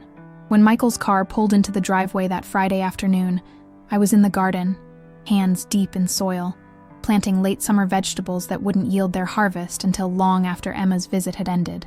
An act of faith, of looking forward, of believing in tomorrow's meals even when today's remained uncertain. I straightened as the car doors opened, brushing dirt from my knees, watching as Emma emerged with her overnight bag, and Michael stepped hesitantly from the driver's side. My granddaughter rushed toward me, her embrace fierce and familiar, while my son hung back, uncertain of his welcome. "Grandma, your garden looks amazing!" Emma exclaimed, looking around at the newly mulched beds and freshly painted trellises. "Dad said you've been busy with some big project?" "Several, actually," I replied, smiling at her enthusiasm while keeping one eye on Michael, who was approaching slowly, like someone unsure of their footing. "I'll tell you all about them over dinner." When he reached us, Michael stopped a few feet away, hands in his pockets, eyes taking in the changes to the property, the cleared brush along the driveway, the repaired fencing, the new roof on the old barn. "Mom," he said simply, the word carrying a weight of unspoken emotion. "Michael," I replied, not ready to bridge the distance between us, but not widening it either. "Thank you for bringing Emma." "Of course." He glanced at his daughter, then back at me. "She's been talking about visiting for weeks." An awkward silence fell, broken only by the chirping of birds in the nearby oak trees and the distant sound of a tractor in the neighboring field. Emma looked between us, her teenage perception missing nothing of the tension humming in the air. "Dad, you should see what Grandma's doing with the barn," she said finally. "It looks like a construction site back there." Michael raised an eyebrow, question in his eyes. "The barn? Just some renovations," I said, not ready to share my plans with him. Not yet. Nothing for you to worry about. He flinched slightly at the implied reminder of his previous worries about the property, but nodded. "Well, I should get going. I have some work calls to make before dinner." "You're not staying?" Emma asked, disappointment clear in her voice. "No, honey. This is your time with Grandma. I'll pick you up Sunday afternoon like we planned." He hugged her goodbye, then turned to me, hesitation in every line of his body. "Mom, drive safely, Michael," I said, not unkindly, but firmly closing the door on whatever he'd been about to say. "The interstate gets busy on Friday afternoons." He nodded, accepting the dismissal, and walked back to his car. As he drove away, Emma looped her arm through mine with a sigh that seemed too world-weary for her 15 years. "You guys are still mad at each other," she observed. "Because of what happened with the house?" I looked down at her, this perceptive child with John's eyes and my stubborn chin, and decided she deserved more than platitudes. "It's complicated, sweetheart. Your dad and I have some things to work through, but that has nothing to do with you, or how much we both love you." She nodded, seemingly satisfied with this honest if incomplete explanation. "Can we make cookies?" she asked, switching tracks with the resilience of youth. "The kind with the chocolate chunks that Grandpa used to like?" "Of course," I agreed, grateful for her ability to live in the present moment, rather than dwelling in the painful past or worrying about the uncertain future. "And while we bake, you can tell me about this stuff you wanted to discuss." As we walked arm in arm toward the house, I felt something settle inside me. Not forgiveness, exactly, not yet, but perhaps its precursor. A willingness to consider the possibility that even broken relationships might be mended, given enough time and honest effort. That the preparing I'd been doing wasn't just for a new purpose for the farm, but for a new chapter in my family's story as well. And if that chapter required as much careful planning and steady work as converting an old barn into a teaching center, or as much patience as coaxing new growth from winter-hardened soil, well, I'd never been afraid of work, or of waiting for seeds to sprout in their own time. Summer faded into autumn, the seasons changing as predictably as they always had, even as everything else in my life seemed transformed. The Anderson Center for Sustainable Craftsmanship had moved from concept to reality with surprising speed. Permits secured, renovations underway on the barn, a board of directors assembled from community members who shared our vision. I'd thrown myself into the project with an energy that surprised even me, working alongside contractors, meeting with potential donors, designing curricula with Robert from the community college. My days had purpose again. My mind was engaged, my hands busy with meaningful work, and through it all, the relationship with Michael remained in a fragile, uncertain space. Civil messages exchanged about practical matters, brief encounters when he dropped off or picked up Emma for her increasingly frequent visits, careful conversations that never touched on the betrayal that still lay between us like a chasm neither knew how to bridge. Until the morning the certified letter arrived from Westland Development Corporation. I recognized the name immediately, the developers Michael and Vivian had been negotiating with to sell the farm. The heavy envelope sat on my kitchen table like a snake coiled to strike. My name and address printed in impersonal type on the front. With trembling fingers, I opened it and removed a thick sheaf of legal documents. The language was dense, filled with whereas and heretofore, and other terms designed to obscure rather than clarify. But the essential message was clear enough. Westland Development was suing me, along with the Bedford County Historical Society and the trust itself, claiming breach of contract and financial damages. According to their filing, Michael had signed preliminary agreements on behalf of the Anderson family months before I'd discovered what was happening. Those agreements had included financial penalties if the sale didn't proceed as planned. Now Westland was demanding those penalties be paid, a sum that made my breath catch in my throat when I saw it.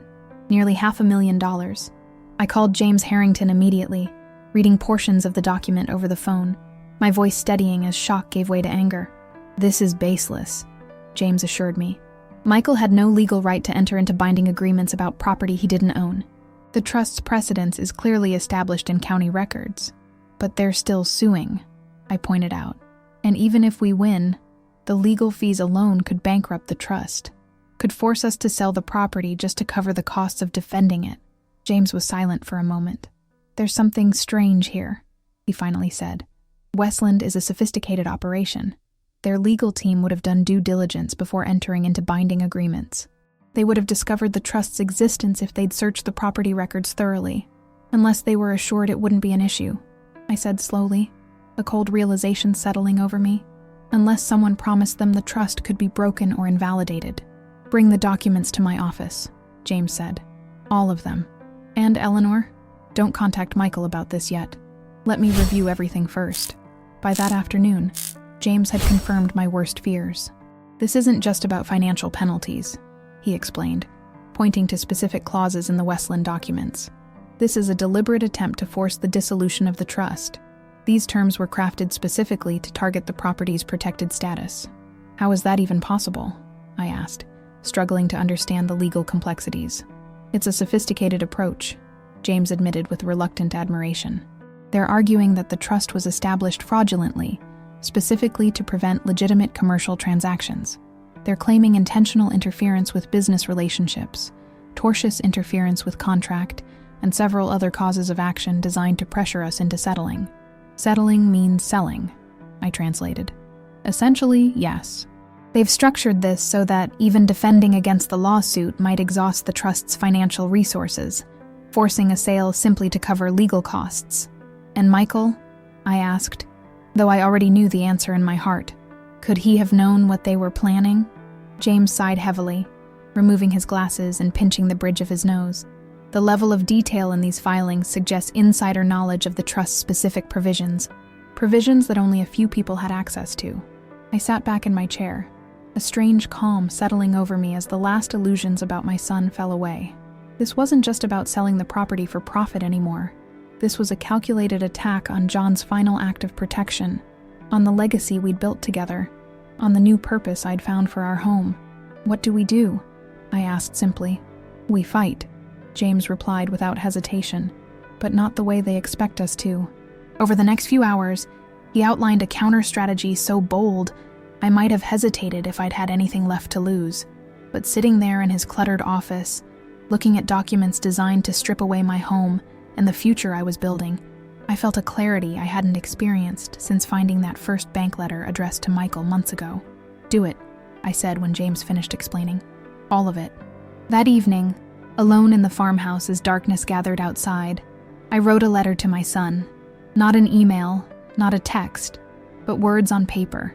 Tangible, permanent, impossible to ignore or delete with a keystroke.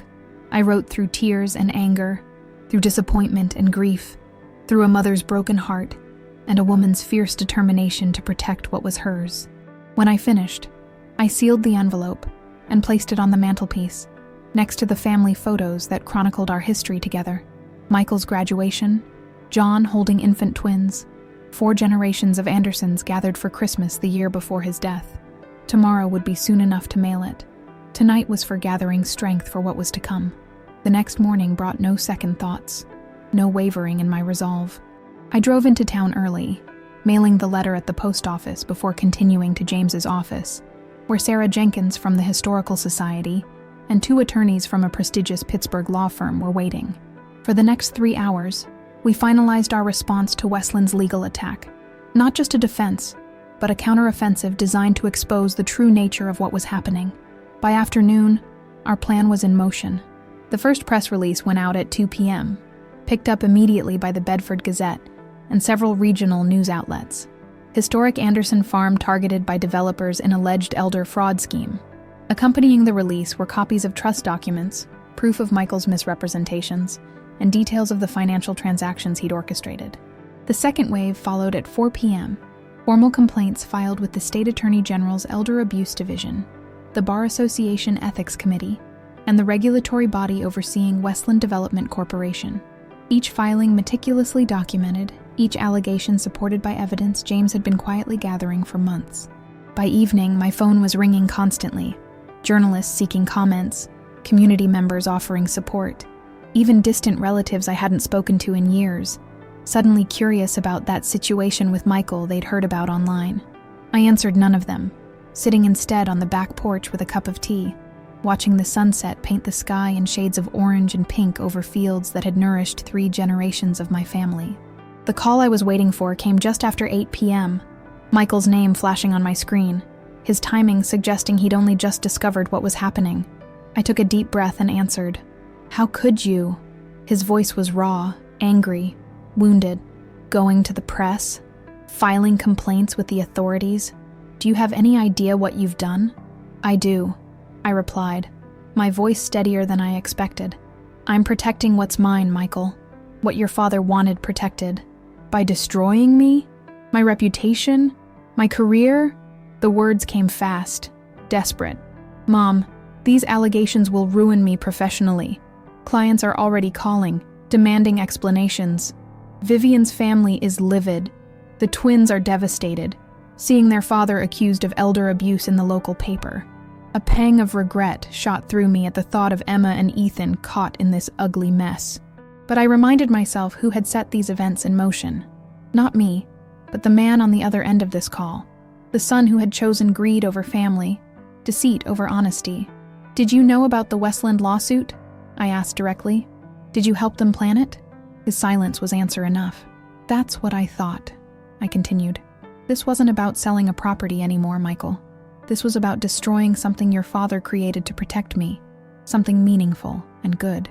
"It wasn't like that," he protested, but weakly. "It was just business. The trust complicated things, that's all. Complicated your plans to profit from taking my home," I translated. "And when that didn't work, you decided to help Westland force a sale through the courts instead. Mom, please. We can still fix this. I'll talk to Westland, get them to drop the lawsuit. We can withdraw the complaints, issue retractions to the press, but you have to stop this public campaign." "It's too late for that," I said, and meant it. "The truth is out now. What happens next isn't up to me." "What do you want?" he asked finally, his voice smaller now. "What will it take to make this go away?" The question hung between us, so revealing in its assumption that everything and everyone had a price, that principles could be negotiated, that integrity was just another commodity to be traded when the stakes got high enough. "I want my son back," I said softly. "The one your father and I raised to value honesty and hard work. The one who understood that a home is more than an asset on a balance sheet. But I don't think that person exists anymore, Michael, and that's the greatest loss in all of this." He was quiet for so long I thought the call might have dropped. When he finally spoke, his voice was different, less defensive, more uncertain. "What if you're wrong? What if that person is still here, somewhere, trying to find his way back?" Something shifted in my chest. Not forgiveness, not yet, but perhaps its first faint possibility. "Then he has a lot of work to do," I replied, starting with telling the truth, all of it, to Westland, to the authorities, to his family. "They'll file charges," he said, "criminal charges." "Maybe," I acknowledged, "or maybe not. If you cooperate fully, make restitution, demonstrate genuine remorse. But either way, Michael, the truth is the only path forward, for any of us." Another long silence.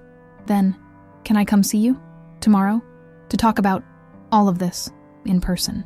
I hesitated, weighing the risk of more manipulation against the possibility of genuine repentance.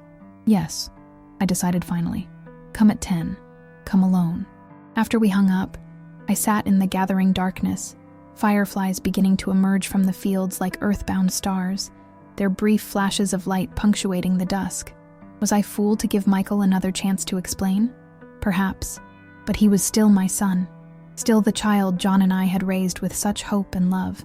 If there was even a chance of reconciliation, of healing the broken bonds between us, I had to try. He arrived precisely at 10 the next morning, alone as requested, looking more disheveled than I'd seen him since childhood. Hair uncombed, shirt wrinkled, dark circles under his eyes suggesting a sleepless night. Not the polished financial consultant, but a man whose carefully constructed world was crumbling around him. "Mom," he said simply as I opened the door. "Michael." I stepped back, letting him enter the house he'd grown up in, the home he'd tried to take from me. "Coffee?" He nodded, following me to the kitchen where morning sunlight streamed through the windows John had installed decades ago, illuminating the worn but immaculately clean countertops where I'd taught Michael to bake cookies, to make pancakes, to prepare family recipes passed down through generations. We sat at the kitchen table, steaming mugs between us, silence stretching until it became almost unbearable. "I didn't know about the lawsuit at first," he finally said, eyes on his coffee rather than my face. "Vivian was the one who stayed in contact with Westland after we found out about the trust. She was angry, felt cheated somehow, like we'd lost something that was rightfully ours. The house was never yours to lose, Michael," I said quietly. "It was always mine and your father's. Always meant to stay that way." He nodded, a quick jerky movement. "I know that now.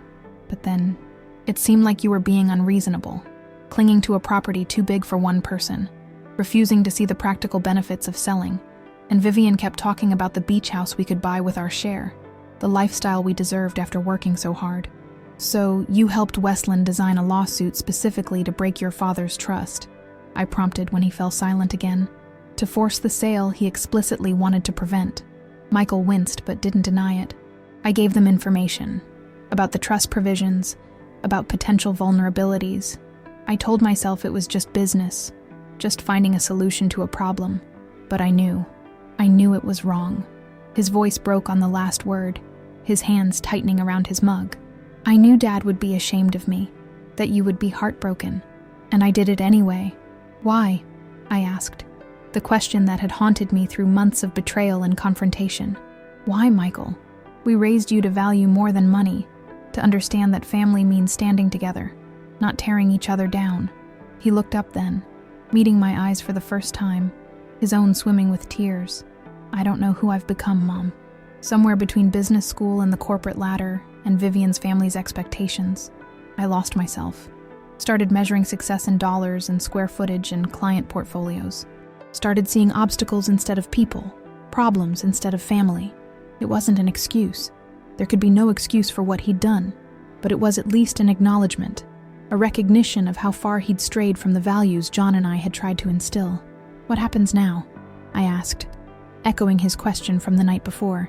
"I called Westland this morning," he said. "Told them I was withdrawing my support for the lawsuit, that I'd testify about my involvement if they proceeded. Their general counsel wasn't happy, but she indicated they'd probably drop the case rather than risk the negative publicity." "And the money?" I asked, thinking of the funds he'd taken, and returned only under threat of legal action. "I've contacted the authorities," he said, looking down again.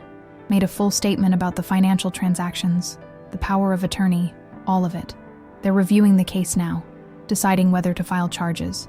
They may still prosecute, even with your cooperation," I warned him. "I know, and I'll accept whatever consequences come. It's the right thing to do." He said the words carefully, as if they were in a foreign language he was still learning to pronounce correctly.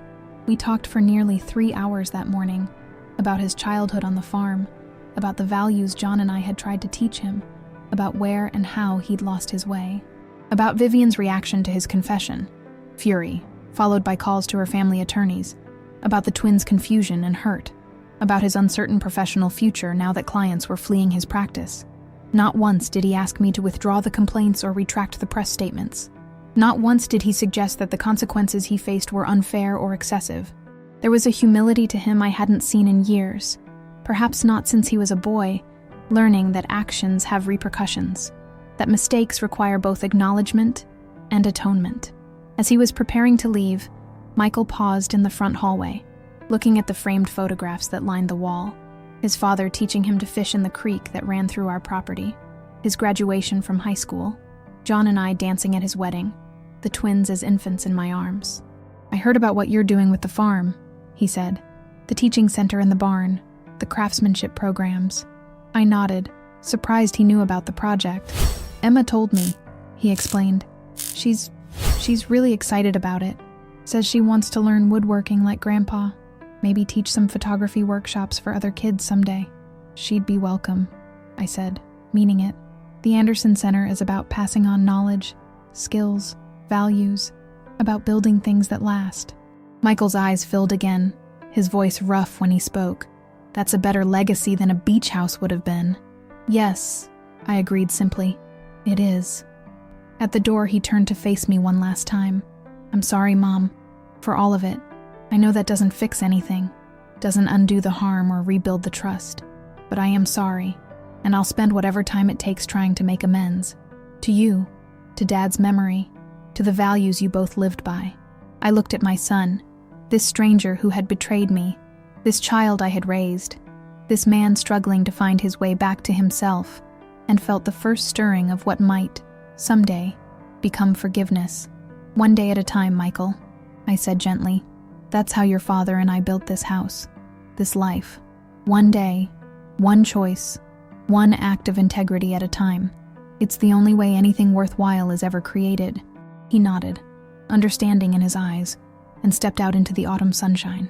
I watched him walk to his car, shoulders straighter than when he'd arrived, bearing the weight of his actions, but no longer hiding from their consequences. As his car disappeared down the long driveway, I turned back to the house, my house, secured now by John's foresight and my own determination. Through the open door, I could see all the way to the kitchen where morning light still streamed through the windows, illuminating the life John and I had built, the legacy that would continue in ways neither of us could have imagined. Not the future I had planned, perhaps, but one with its own integrity, its own meaning, one worthy of the love that had created it. Spring came early the following year, as if the earth itself was eager to turn the page on winter, to begin again with fresh growth and new possibilities. The daffodils John had planted along the driveway emerged in February, yellow trumpets heralding renewal against a landscape still touched with frost. By March, the fruit trees in the orchard were heavy with blossoms, their sweet fragrance carrying on the breeze as workers came and went from the barn, now transformed into the main building of the Anderson Center for Sustainable Craftsmanship.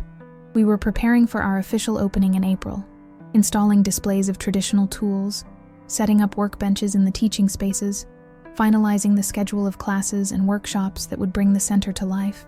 After months of planning, fundraising, and renovation, the vision I'd conceived in the aftermath of betrayal was becoming reality, not just a dream or a distraction, but a living institution with purpose and promise.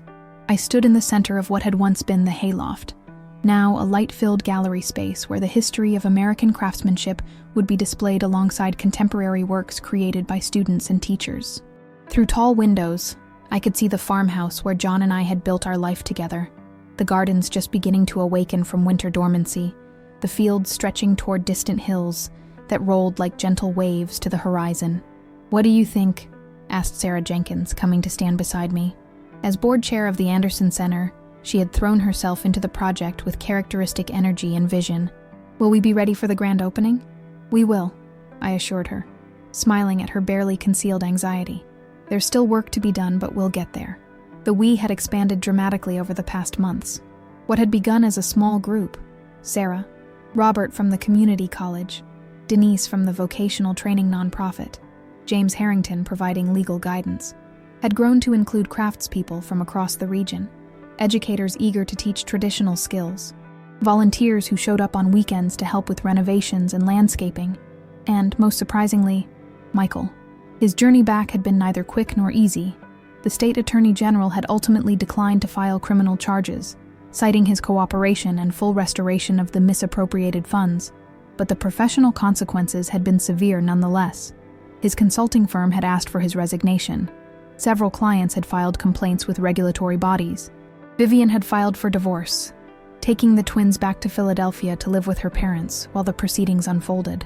In the midst of this personal and professional collapse, Michael had shown up at the farm one Saturday morning in November, not to talk or to seek forgiveness, but simply to work. He'd arrived in old jeans and a flannel shirt I remembered from his college days, had asked where he could be useful, and had spent the day helping to install insulation in what would become the center's main classroom. He'd returned the next weekend, and the next, gradually becoming a regular presence as the center took shape. Not talking much at first, just working alongside the volunteers and contractors, using skills John had taught him years ago, skills I hadn't realized he remembered. Occasionally, he'd bring Emma, who threw herself into the project with teenage enthusiasm, documenting the transformation with her camera and helping to create the center's website. By Christmas, something had shifted between us. Not forgiveness exactly, not yet, but a tentative rebuilding of trust through shared purpose and consistent effort. When he asked if he could join us for Christmas dinner, just him, no Vivian, I found myself saying yes without hesitation. "Will you be speaking at the opening ceremony?" Sarah asked now, bringing me back to the present moment. "Briefly," I replied, having reluctantly agreed to say a few words despite my discomfort with public speaking, just to welcome everyone and explain the center's mission. "And Michael? Will he be here?" Her tone was carefully neutral, but I knew she was concerned about potential tension or awkwardness on what should be a celebratory occasion. "He will," I confirmed. "He's taking a half day from his new job to make it on time." The new job was another surprise in Michael's ongoing journey of reconstruction. A position with a small architecture firm specializing in historic restoration, a far cry from the high-pressure financial consulting he'd done for years. The pay was a fraction of what he'd earned before, the prestige non-existent compared to his former corporate status.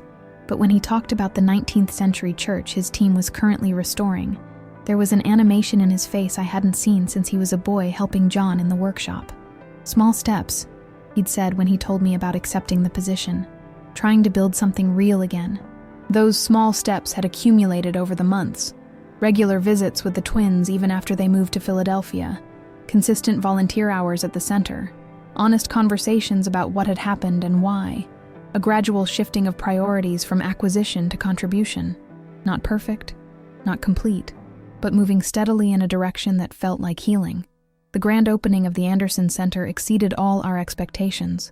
Over 300 people attended, local families, craftspeople from across the state, media representatives, potential donors, and community leaders.